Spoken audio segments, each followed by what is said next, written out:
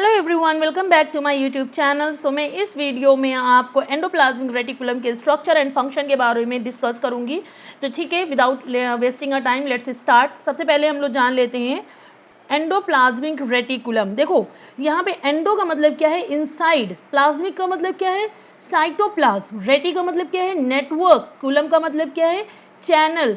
सो मतलब इसमें क्या है कि ऐसे नेटवर्क का चैनल जो कहाँ पर होता है, inside the cytoplasm, it is called as endoplasmic reticulum. ठीक है, ये बात क्लियर हो गई। अब इसमें देखो क्या होता है कि जैसे मैं एक स्ट्रक्चर ड्रॉ करके दिखाती हूँ आपको। जैसे ये स्ट्रक्चर इस तरीके का, ठीक है, ये तो आपको समझ में आ रहा होगा कि मैम एंडोप्लाज्मिक रेटिकुलम बना रही है। यस, तो ये जो है ये क्या है, ये आपका है न्यूक्लियर मेम्ब्रेन। न्यूक्लियर मेम्ब्रेन, ठीक है। और आपका जो ये है, ये आपका क्या है, that is ER, endoplasmic reticulum. ठीक है, इसमें देखो क्या है, जो नेटवर्क ऑफ चैनल है, जितना ये extended through out the cytoplasm, जो साइटोप्लाज्म में एक्सटेंडेड फॉर्म में जो नेटवर्क ऑफ चैनल, उसको हम लोग एंडोप्लाज्मिक रेटिकुलम कहते हैं। It is contacted with the nuclear membrane, it is continuous with the plasma membrane. ये देखो, एक तो ये आपका न्यूक्लियर मेम्ब्रेन से ये कॉन्टैक्ट कर रहा है, यानी कनेक्ट हो रहा है, और दूसरा आपका प्लाज्मा मेम्ब्रेन से कनेक्ट हो रहा है। ठीक है, ये बात क्लियर हो गई। सो अब अगर हम इसी का एक पोर्शन ले लें, ठीक है, जैसे हमने एक पोर्शन ले लेना है। अब इसको जब एक पोर्शन हमने ऐसे ले लेंगे, ये हमारा एक पोर्शन मैंने लिया है, तो ये क्या है, आपका यहाँ पे साइटोप्लाज्म होगा और इसके अंदर क्या होगा, आपका मटेरियल होगा। ठीक है, और इसको जो पूरा ये आपका है, ये जो आपका बना हुआ है, दैट इज स्फेरिकल और ट्यूबुलर मेम्ब्रेन। ये जो मटेरियल प्रेजेंट है किसमें, इस चैनल में, वो सेपरेट किया जा रहा है किसके द्वारा, स्फेरिकल ट्यूब और ट्यूबुलर मेम्ब्रेन द्वारा, जिसको हम लोग सिस्टर्नी बोलते हैं। क्या बोलते हैं, सिस्टर्नी। ठीक है, ये बात क्लियर हो गई। इसके दो मार्फोलॉजिकल फॉर्म्स होते हैं। ठीक है, एक होता है स्मूथ एंडोप्लाज्मिक रेटिकुलम, एक आपका होता है रफ एंडोप्लाज्मिक रेटिकुलम। तो देखते हैं, पहला आपको क्या लिखा है, स्मूथ एंडोप्लाज्मिक रेटिकुलम, एक होता है रफ एंडोप्लाज्मिक रेटिकुलम। अगर स्मूथ की बात करें तो जो इस तरीके से ये बना हुआ है आपका रेटिकुलम, ये एकदम स्मूथ है।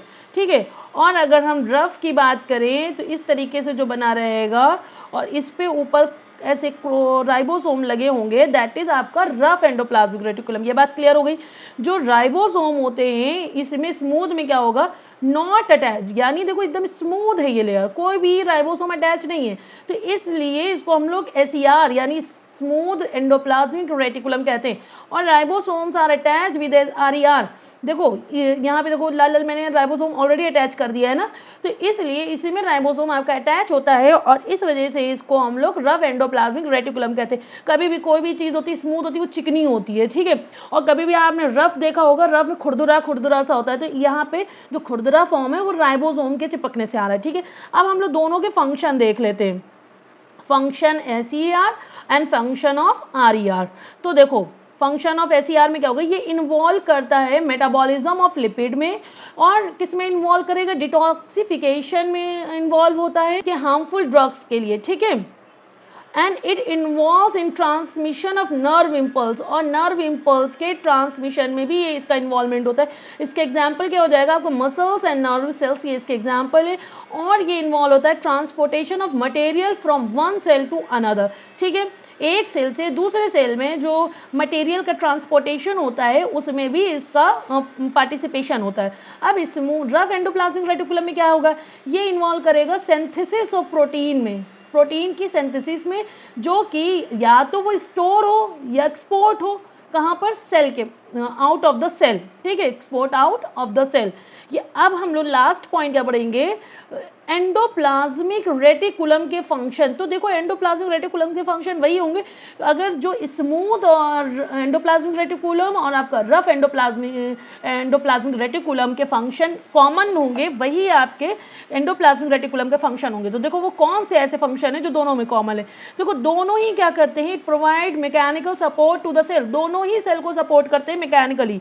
It helps to maintain the shape of the cell, और ये जो ये हेल्प करते हैं मेंटेन करने में उनके शेप को, ठीक है, किसके, सेल के शेप को। तो आई होप सो आपको ये बात क्लियर हो गई होगी। अगर आप मेरे चैनल पे नए हैं तो प्लीज़ इसको सब्सक्राइब करिएगा, लाइक करिएगा एंड शेयर करिएगा, and one more thing, please bell icon को हिट करना मत भूलिएगा। Thank you so much and keep support me.